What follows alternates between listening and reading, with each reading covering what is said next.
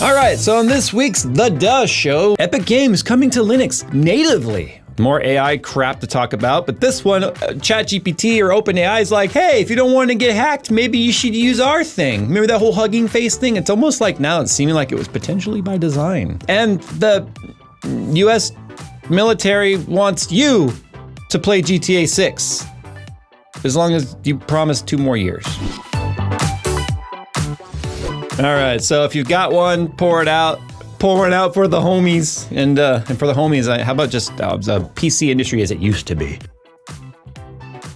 Where is Glyph made? I don't care. I know where it's going. Okay, Epic is coming to Linux. Yes, the Epic Game Store. So for years, Linux gamers have had to work workarounds to get Epic to work on Linux. Now, obviously, there's a million different distros out there. Yes, we know you use Arch. But the problem is, without it being quite a uniform experience, and they all have their nuances and their kernels and such, a lot of these major game developers and game platforms are, like I don't want to say distributors, but like Steam, right? That is a storefront. That's also a launcher. It's where everything kind of happens for the games.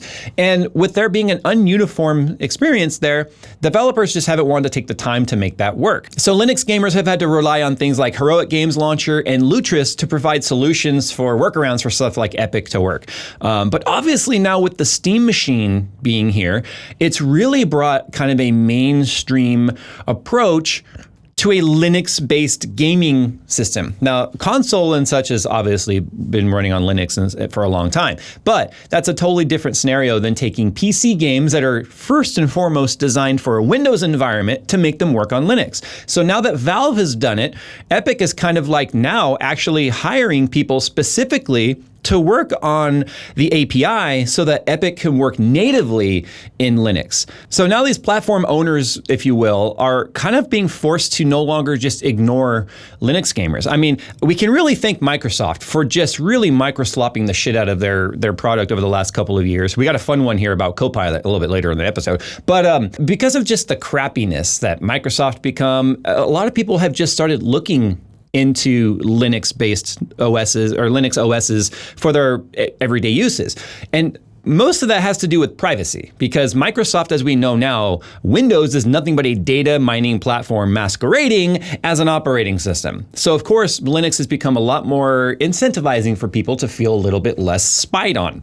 But unfortunately, the trade-off has always been trying to get your games to work natively. It's nice to see these major companies now coming up with solutions, because one of the problems too is depending on the distro that you're on for Linux, the level of community support can vary a lot. So you're going to have much more popular distros probably have better development. The community will move things along faster than maybe the more obscure or lesser popular distros. Now, the same thing's going to sort of happen here too with Epic, where they're going to have to probably sort of pick a main distro to sort of work off of. Probably going to be Arch, just like how SteamOS is, because it's sort of the most customizable one, if you will. It gives you the most strength and abilities to kind of customize the OS for what you want.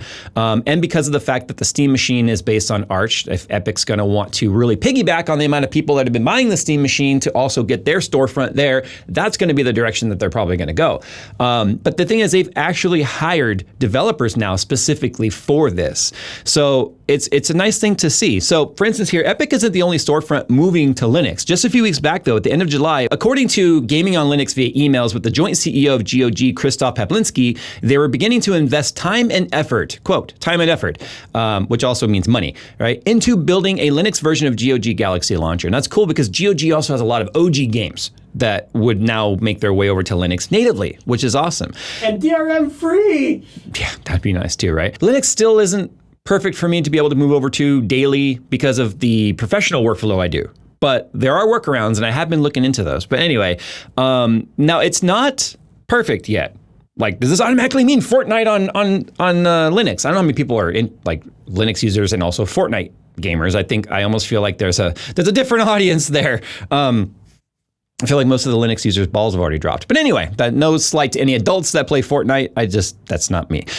The problem here is going to be anti-cheat, and that is still where the major conflict is with Linux-based gaming and online popular AAA titles like this that require certain levels of anti-cheat. Because currently, right now, the anti-cheat doesn't have access to the same kernel level that's required that you get on Windows in Linux for the anti-cheat to work. So that's something they're going to have to figure out and work around. And I feel like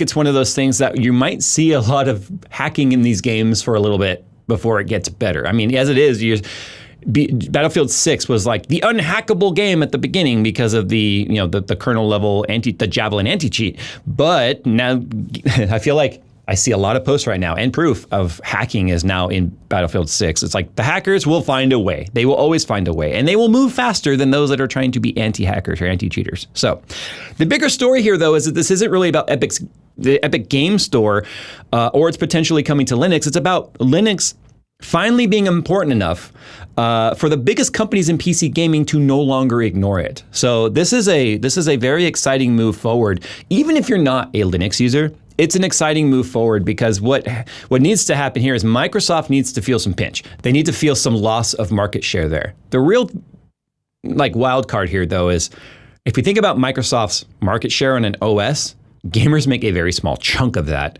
because Windows is pretty much in every single ODM, every single enterprise deployment, every single workstation, that's the thing. If you add all that up versus gamers, it's a very small percentage, but it doesn't matter. Now there's choice, and we're seeing that choice become a more curated experience rather than just being relying purely on the community experience. So that's where it starts to become interesting and exciting to me. Here's his sentence I never thought I would say. Alibaba is selling its gaming company so it can go all in on AI. So Alibaba is selling its gaming division, Linksy Games, to a private equity firm, TrueStar Capital, for at least $1.5 billion, but it's suggested it will probably end up finally selling for about $2 billion. Now, Linksy is behind games including Three Kingdoms, Strategy Edition, and Alibaba is essentially getting out of the gaming development business entirely so it can focus all of its resources into the AI cloud infrastructure. Now, remember, Alibaba is a Chinese company. As much as it might sound Middle Eastern, it's not. It's Chinese. And we also know right now that there is a huge arms race taking place between the West and the East when it comes to dominance in AI. So this is one of those things where Alibaba is kind of going all in on the Chinese version of the AI explosion. So it'll be interesting to see how that plays out for them. But that clearly means that they just don't see games as I don't want to say viable. It just is not as profitable, right? And right now, all these companies are chasing whatever has the highest profit, and it doesn't matter what the short-term destruction might be. Now, it's a wait-and-see game to see how this TrueStar Capital is going to manage the studio. But a name like TrueStar Capital does not instill a lot of confidence in me that they are going to make decisions by gamers for gamers. It just sounds to me like, what can they do with this IP to then turn a profit somehow? And just a name like TrueStar. Look, if it was like, I don't know, the Walnut Table, Walnut Games, right? Okay, at least you know it's in the name, what they're going to do. But TrueStar Capital, it's like, what's their side business? Venture capitalism? No, definitely not. Mutual funds? How about hedge funds? Maybe, right? So anyway, keep your eyes on that. It'll be interesting to see what happens.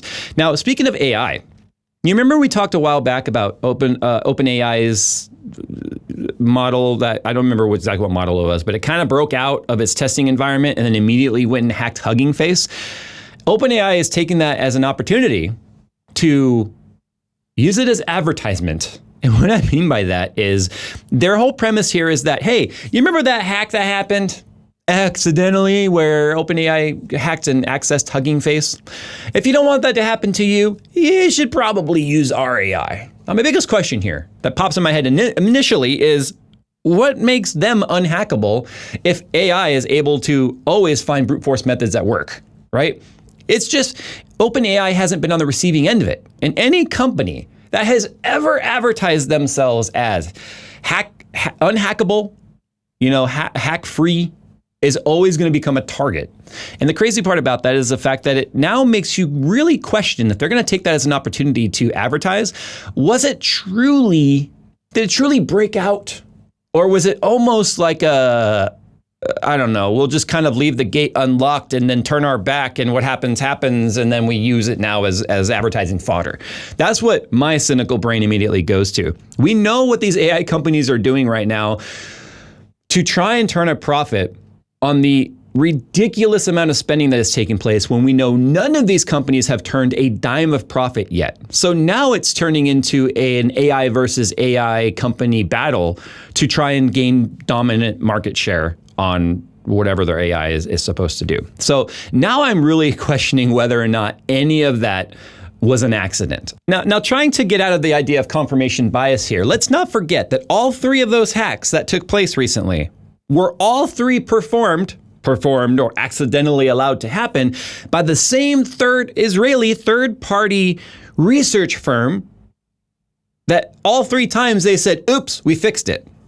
So I feel like there's only two possibilities here. Either one, it was on purpose. Remember, they are a data security research firm. So it's like you kind of gotta let the wolf off the leash or the chain every now and then to see what it's gonna do, right? Which makes me feel like it's by design. Or two, they're truly incompetent and didn't ever really actually fix anything. Or I guess there's a third option here. AI is smarter than them and undoes their fix every time. I don't know. So you sign off down below if you think I'm being cynical or that's true. Now here's a story about AI that's quite interesting. So Taiwan is clearly profiting, and by Taiwan I mean like TSMC, any of these other companies that are selling stuff directly to the AI companies that are doing these huge data center build-outs. Hardware-wise, the only people that have made money are the manufacturers of the hardware that are being bought. The funny thing is they're being bought with money that usually has been invested into that company by the company they're buying the parts from, a la NVIDIA, right? NVIDIA has invested hugely into OpenAI. OpenAI is taking that money NVIDIA gave them and spending it back on NVIDIA to buy the hardware back from them. So nothing's really actually transpired here other than NVIDIA now has like a stake in these companies. Anyway, I digress. Taiwan has basically as a whole benefited from this. So the Taiwanese government plans to give residents 10,000 new Taiwanese dollars, or roughly $314 next year. So what they're doing, it's a very small amount, but what they're doing is they're spreading the wealth. They're basically saying it's a way to share the benefits of Taiwan's economic boom. So Taiwan's economy grew 12.9% in Q2.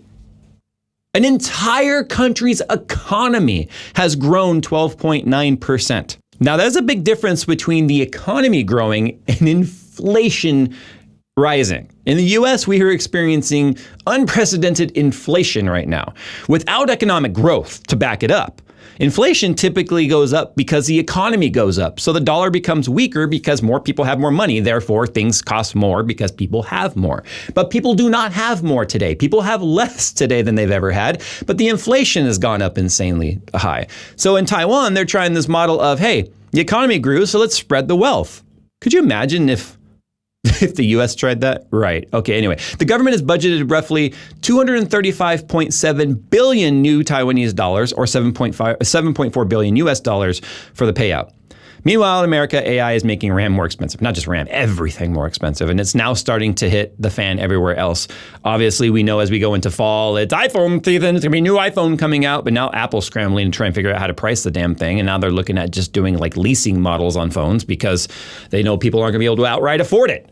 And the subsidized cost, which they normally would do through carriers, where the carriers will offer these huge subsidized, incentives to the phone manufacturers to get people on their network because they make money on the monthly charges on the network, subsidize the cost to those companies like Apple and whatnot. The carriers aren't trying to subsidize anymore like they used to. So it's ugly. It's ugly. But anyway, if AI generated $300 for every single one of you, now I have a question. It doesn't say on here though, but is that $300 per household or $300 per person? If so, it means a house of four. Now we're talking $1,200, right? My question is, if you suddenly got $300 per person in your house, what would you spend it on? You couldn't even buy a kit of RAM for it though. I mean, whatever. Yeah, it's like, wait, if my RAM went from 200 to 900, They still owe me $400. No, you just have to pay $400 to get back even. The same RAM that I don't even want to talk about this one because it really pisses me off, but OpenAI has launched ChatGPT For Teens. It's aimed at 13 to 17-year-olds. It's supposed to add stronger protections around sensitive subjects and risky behavior. Parents can use controls, including quiet hours, manage settings, and receive certain alerts about sensitive conversations. OpenAI says the system will use signals including self-reported information and behavioral signals to estimate whether someone is under 18. When uncertain, it defaults to the safer settings. And it also is being positioned as an educational product with study guides, quizzes, and other learning tools. For the love of God, please don't rely on OpenAI and ChatGPT for educational purposes. If anyone has ever spent any time with a chatbot, you will know it is dumber than fucking dirt. And usually the only reason I can get to a truthful answer when I screw around with it is because I'm asking about subjects I know enough about to be able to call it out on its bullshit. And of course, it panders every time. You're right. I made this mistake. Good on you for calling me out. And it's like, if people don't know that, they're just going to take the first answer as gospel.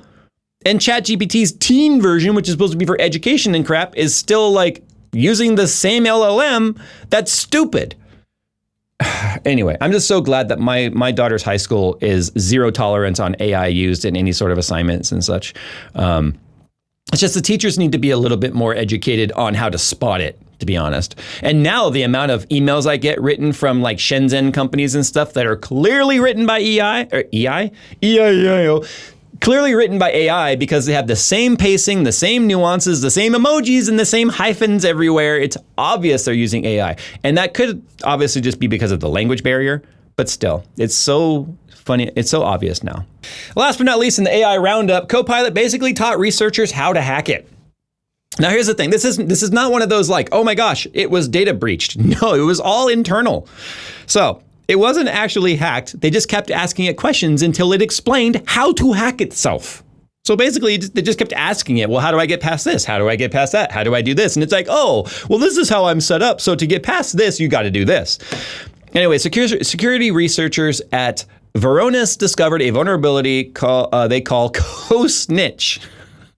It's basically just telling on itself. It's so funny. By repeatedly questioning Copilot about why an attack wouldn't work, researchers got it to reveal the details about its own security mechanisms. And then they then used that information from Copilot to construct an attack that could potentially expose information from the user's session, including chats, emails, connected applications, and anything in memory.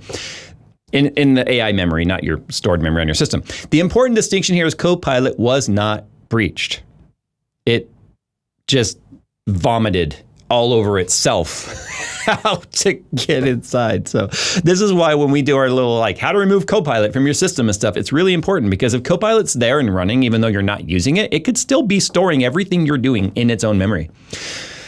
Even if you're not using it, that's the crazy thing. It's truly a spy assistant for Microsoft. That's why we show you how to remove it and every trace of it. And apparently now that all you have to do is ask it how to beat it.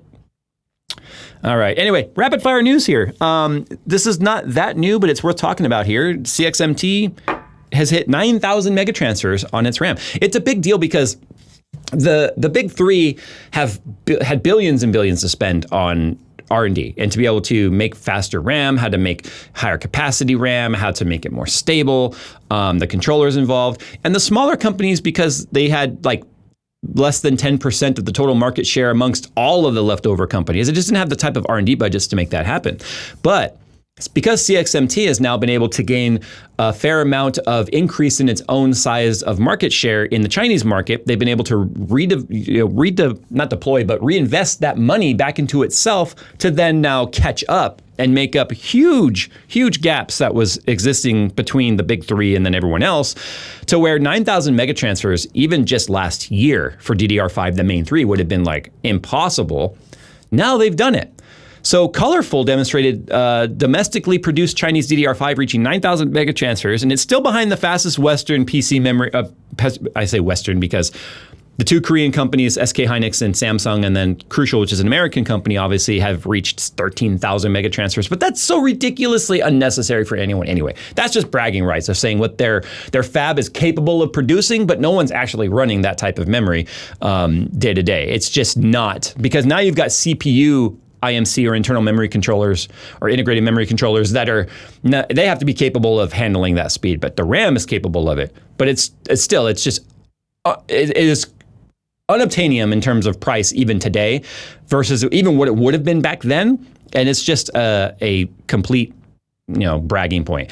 But Chinese DDR5 6,000 modules with CL28 and CL30 are now hitting the sort of latency that gamers are interested in, especially if you're on a non-X3D CPU. And CXMT is increasingly entering the global memory market as demand for DRAM gets distorted by AI. Now, I just want to end on the note with there. I've seen a lot of people say, and I think it's true, we just need to wait and see what's going to happen here. CXMT has now made itself a player just in time to inject itself into the AI market. So a lot of people are like, they're not gonna suddenly try and sell RAM across the world to gamers. They're gonna join the same race that everyone else is, which is for AI. So what exactly do we have to be excited about here? If CXMT was to come out and say, we want to fill the void that exists for consumers and gamers, I'd be all for it. If the US wouldn't fucking block their sale in the US, I digress, I'd be all for it. But I have no reason to believe they're going to go with us, which has very small profit margins, versus an AI. Look, let's just put yourself in the CFO, the chief financial officer's position at CXMT. You were like, we could sell these kits for, I don't know, let's say a 10-point profit margin, which means 10%. 10% of the cost you see is about what they would make profit on. And then suddenly fucking Sam Altman's like, hey, CXMT, I want to buy your entire 2027 inventory, and then I'll pay you whatever you say. And suddenly that 10% becomes 1,000% profit. What are you going to do? Why would you say no as a business? So that's why I have zero excitement over this. Ruby ratings now for power supplies. Man, they're running out of gems here. And it's funny because now we have the cybernetics rating, which is where a lot of power supplies are going to now, which is a much deeper, more things tested with the power supply to give you true performance and efficiency ratings. But 80 plus is still there, and Seasonic has now apparently developed a 1600 watt power supply that has a Ruby certification, 80 plus Ruby. So the certification represents obviously extremely high efficiency, and it's an interesting contradiction that we're making power supplies capable of delivering absurd amounts of power while simultaneously making them more efficient. The efficiency comes from the power loss from the wall. So to convert AC to DC, there is an efficiency loss there. You usually need to bring in more power than is being demanded because you lose some of that power in the conversion process. You lose it due to heat and other inefficiencies in that conversion process. So alternating current to DC, there's losses there. So the more efficient a power supply means you pull less power from the wall above the rating at which the power supply is trying to supply that power. So for instance, let's say a 1600 watt power supply under full load might actually pull 1800 watts from the wall. So to get that 1800 watts closer to 1600 watts is where the efficiency rating comes in, or how much power is lost to generate the power that is demanded. So seeing that number get closer and closer and closer to the demand power is where the efficiency ratings come in. And as they get better at that, they have to obviously come out with new ratings because it's now approaching closer and closer to that end number. So it's a nice thing to see though. The problem is, because those higher efficiency power supplies usually have top tier components, top tier capacitors, top tier circuitry, that means they're more expensive to produce. So that means they also carry a very expensive price tag with them. I would have to imagine that this 1600 watt power supply, I didn't look up a price, is probably north of $500 or $600 for that power supply, at least. It's crazy. Also, too, Thermal Grizzly is now selling $1,400 9950X3D2 pre-delidded CPUs. The nuance here is the fact that they are providing their own warranty on it, because obviously when you delid the CPU, the factory warranty is gone, right? They are now offering a 24-month warranty on top of it, but it's going to cost $1,403. That's crazy. I feel like this is a simple service for Der Bauer Roman to offer. When someone orders a CPU, you then get the CPU, you delid it. off you go. It's very low labor intensive for them. They can do it in minutes, and there's very little cost to them. Because if they just want to stock a handful of CPUs, I don't know how many people would buy this, but it's just something for them to offer that has no pre-upfront cost to them. He's already developed all the delidding tools, so just source a CPU, delid it, off it goes, has the warranty going along with it, and then, I think there's a healthy little profit there at $1,403. So that CPU is an $889 CPU on Amazon. So it's about a 50% markup for that, a little under 50% markup for that CPU. But it comes with the peace of mind of knowing that it's got a warranty, and it doesn't mean you spent $889 on your CPU, then you spend $100 or whatever the delidding tool costs from Devour, and then you fuck it up, and now you're out $889 and you're not going to try it again. So it's just a little peace of mind for those, I guess, that have some sort of workflow that would use a 9950X3D2 that's going to be water cooled at least. That's the whole reason why you would delid to begin with. But yeah, I think it's a neat thing to see something like Roman offer. And then speaking of gaming though, Warren Spector is retiring. Now, this comes to us via Kotaku. Warren Spector has announced his retirement after a 44-year career. I'm 45. I was 1 when he started his career. And I look old as fucking dirt. So what does that tell you? All right, we're losing a legend in the gaming space. Now, his resume includes System Shock, Thief, and Deus Ex. Deus Ex is probably the most widely known title he's worked on. His work helped establish the immersive sim philosophy of giving players multiple ways to approach problems and letting their choices matter. If you've played Deus Ex, System Shock, Thief, Dishonored, Prey, or basically any game that says, here's a problem, go figure out how you want to solve it, you've probably played something that Warren Spector has helped influence. So, for Warren, I didn't actually want to dump whiskey on the table. I mean, it's not a 40. So yeah, well, thank you for your 44 years of service. Now it's just all their shit's gonna go, everything's gonna go to shit now. Anyway, all right. GTA 6 just got weird. All right, so GTA 6 apparently leaked. The people behind the leak, this is kind of funny actually. The people behind the leak have released a manifesto about game preservation. And then Stop Killing Games movement said, yo, bro, we're not with you on this. I mean, the motive might seem like genuine, but of course you can completely derail a movement by going about it the wrong way. We've kind of seen this play out in the streets for years now, right? You can have a good motive behind your protest, and the hack in this instance is the protest, and you can just completely lose sight of the big picture by the way you go about it. And so anyway, this comes to us from IGN. It says a group calling itself Cyber Leak, and it's spelled L-E-E-K, not like the fruit. Leeks, are those vegetables or fruits? It's a vegetable. Like it's kind of like an onion, right? Anyway, so Cyber Onion has claimed responsibility for gameplay and map material appearing online and has issued threats against Rockstar and other publishers. The group's manifesto talks about digital ownership, offline access, and preservation. It has also been linked to cryptocurrency, which makes the whole thing considerably more questionable. And the authenticity of the leak assets remains unconfirmed, but Take-Two has begun issuing DMCA takedowns nonetheless. Now, Stop Killing Games says, don't drag us into this. And this comes to us via PC Gamer. The Stop Killing Games movement has explicitly distanced itself from the GTA leak and the tactics being used. They said, quote, do not send these people your money, no matter how much sympathy you may feel for their actions. Stop Killing Games said in a statement posted on Reddit. Now, it's worth emphasizing here that because the underlying issue that they're campaigning about, and we've covered, what happens to games when publishers shut them down. It's completely different from illegally obtaining an unreleased game material. Yeah, so it's funny, like they broke, somehow they gained access to the game. And then are like posting maps and posting other information about the game before its official release, next month? I think September? Anyway, and then they were using that as like leverage to like somehow threaten Rockstar into saying, be better at game preservation.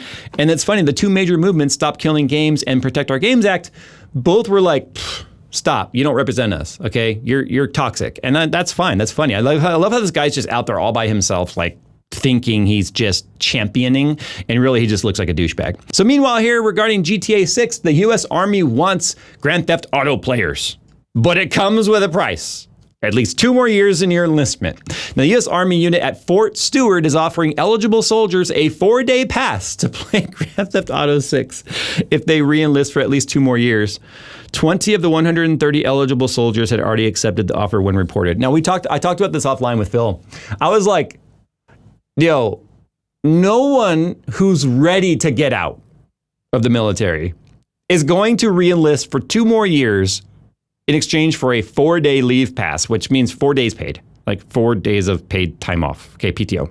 And the reason why somebody wouldn't re-enlist in the military, I would assume, especially if they're younger and eligible for re-enlistment, would be they're done. Maybe they're bored, they don't like their job, they don't like the military life. Maybe they did it out of high school because they had no other options. They did a GI Bill or some sort of college funds and stuff like that. That's the reason why a lot of people join the military, is to get their education paid for by the government, do their 4 years, get out, start their life. If you're in that camp, I don't think you're going to delay the start of your life outside of, in civilian life, outside of service life, for 4 days of Grand Theft Auto 6 playtime, okay? But on the flip side, if you were going to re-enlist anyway, and you were already planning on it, why the hell wouldn't you? Take your 4 days, then off you go. It's just 4 days extra pay that you were already going to re-enlist anyway. So, but it's just weird that GTA 6 is trying to be used as incentive leverage for servicemen to re-enlist. Now, this isn't across the board. This isn't all U.S. military. This is just a little bit of a tactic here that's being used specifically by Fort Stewart to see if they're, like I said right here, 130 service members are eligible for re-enlistment at the time that the game is going to launch. So obviously 20 of them, I think, were already planning on re-enlisting. But I don't think anyone's re-enlisting for that reason.